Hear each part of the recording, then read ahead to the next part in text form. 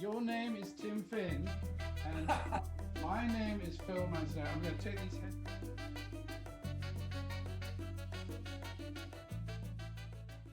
When did we first meet? We met in Australia in 1975. Roxy Music were touring Australia, and you were one of our favourite bands ever since the first album, the first Roxy album. In fact, you and David Bowie with Hunky Dory and a few other things, but hardly anything, were sort of the only things we liked in the whole world for a while. And so we went off to Australia as Split Ends, and we were given some good supports because of Michael Gudinski, who sadly passed away recently. He was the managing director of Mushroom Records and a bit of a maverick, and he signed us on first sight. And he was very powerful at the time because he had Skyhooks, who were like the biggest band in Australia. So he could pretty much do anything he wanted. So he got us on the support for lots of great big acts, including you guys. And so we were very excited because we were going to be playing with Roxy Music. And we didn't realize until afterwards that you'd watched us, because you'd seen us during the afternoon on a program called GTK, which was an Australian ABC program, national broadcaster in Australia, and they used to film bands playing live. So you'd seen us playing live, and I think it was pretty good. I think we did a pretty good job, and we must have been good because you watched us from side stage. We only found out afterwards, and we had to hair off back down to Melbourne, and we found out only a few days later, I think, that you had said something to Michael probably, that you'd like to, work with the band and produce us if we ever came to England. And so we were beside ourselves, because naively, I suppose, I thought that every Roxy Music fan would rush out and buy a Split Ends album. It just seemed to me like, Obvious. Yeah. And it doesn't work like that, but it doesn't matter because it gave us a huge momentum. And then Michael paid for us to come over eventually. And we met in London. Yeah. We met properly in London in 1976. That's right. Well, my version of the story is it's 1975 and it's the beginning of April, and we're very excited because we're all going to Australia for the first Roxy Music tour and also first time to Oz. And so we arrived there after this horrendously long journey via Mumbai and all sorts of stopovers.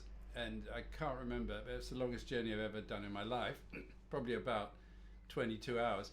And so I get into my hotel room, I close the door, collapse on the bed, turn on the telly, and there you are playing. And I thought, hang on, this is not what I expected. In Australia,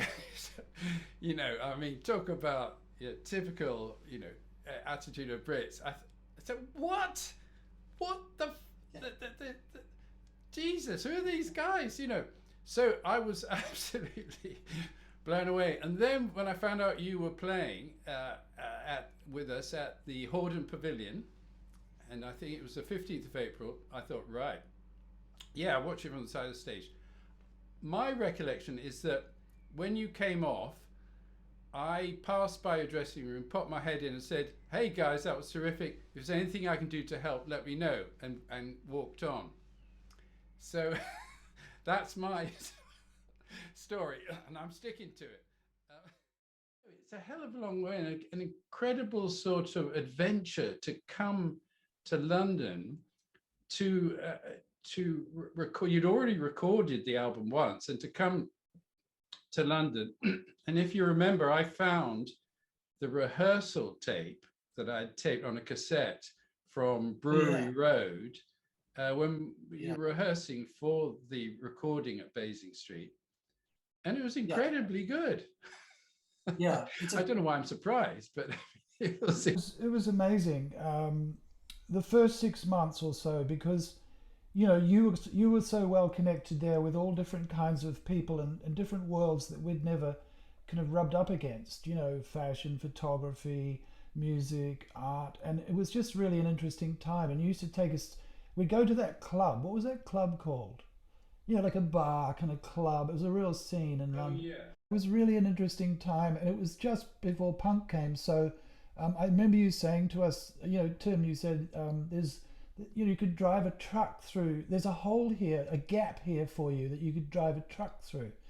And there was. And, we were embraced wholeheartedly, not just by people sort of who love music or know about music, but the magazine, the very cynical, hardcore English rock magazines absolutely loved us too. And so it was just a golden ride for the first 6 months or so. And then punk sort of changed everything for everyone, really. And it became very, very tribal. I always remember the St. Martin's College of Art show where everyone came, like all the early punks were there, as well as fashion people and students and whoever. And there was this argument going on afterwards between these punks. As we left the building, they were still there arguing about whether they could follow us or not, because they said, well, they're not punk. And then one of them would go, yeah, but they're fucking brilliant. And another one would go, yeah, but they're not punk, are they? And it was so, it was very kind of hardcore, and that was England at the time. I mean, it's nothing like that now. I know that, just even from over here. No. People can like Taylor Swift, they can like Metallica, they can like, anything. Yeah. But in those days, very, very tribal. And that sort of hurt us in a way. There's no two ways about it. We were seen as an art rock band, whatever that is. I mean, all the best songwriters went to art school. I mean, John Lennon, Ray Davies, Pete Townsend, or you name it. Absolutely. No, I mean, the Beatles really invented art rock with Sgt. Pepper, and prog rock, and quite frankly, heavy metal. I mean, they'd all done it by 68.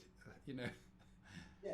Exactly. Anyway, it was an amazing time, and we did a lot of touring up and down the M1, and then we went to America, and things went on from there. But that first recording session with you, Phil, at Basing Street, I'll never forget it, because we were so kind of excited to be in London, and we just thought, because we re-recorded a lot of our first album, we thought it just has to be better if we do it in London with Phil Manzanera producing, so off we went, and it was better.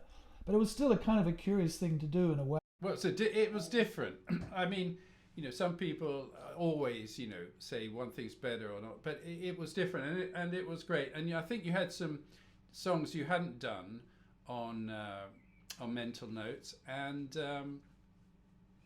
I just looked at the cover the other day, and it's got obviously Rhett Davis was the engineer, who's still working with Brian Ferry, and he'd subsequently worked on all the Eno stuff and Talking Heads and B-52s. So he was a real gem for us to have as an engineer, and is now engineer producer and stuff. And that studio at that time, that's where Bob Marley recorded, the great albums and stuff like that. And he was around there the whole time. So Free and just so many bands. That studio, so that sort of studio doesn't really exist anymore now. I think they're tearing it down to build a block of flats. All right. Yeah, that'd be right. I remember, Phil, we were all quite we were sort of smoking a fair bit in those days, and we had some. All you could get in London was hash. You couldn't actually get any grass, any pot, whatever they call it. So. And I remember you said to me, well, we're going to do a little experiment, and we're going to, want you to try the vocal before you have a smoke, and then have a smoke and try the vocal. That you were testing to see which was better. And you definitely went for the one where I'd had the smoke. Really? That's weird, because I could never smoke because it just sends me to sleep. But I must, with the number of people who were toking around me all the time, I probably, probably was high, but I didn't realize it. Very kindly came and sang on my album called Casco. Just before you went back to New Zealand. Happy to do that. Yeah, that was great. Because no one else was asking us to come and sing on anything. It was a pretty unusual experience to get to be asked. That was actually in the sort of underneath the sitting room of Chris Squire, his studio, the basement of Chris Squire, who sadly is no longer with us, from Yes. So there's amazing sort of musician connections. And some of the lyrics you sang were by Ian MacDonald, who was Bill McCormick's brother, the bass player. But Ian MacDonald, sadly is dead as well.